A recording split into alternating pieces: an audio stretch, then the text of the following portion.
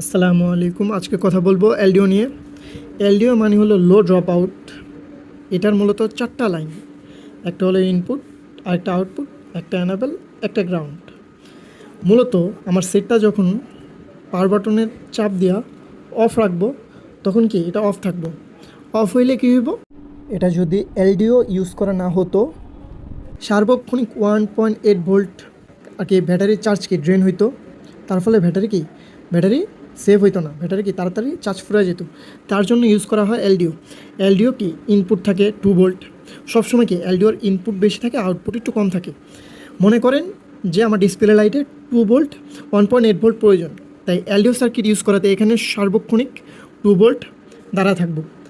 যখনই আমি power button on করবো তখনই কি সিপিইউ সিগন্যাল পাইব যে এটা এখন পাওয়ার বাটন অন হয়েছে, এখন ডিসপ্লে লাইট দিতে হইব।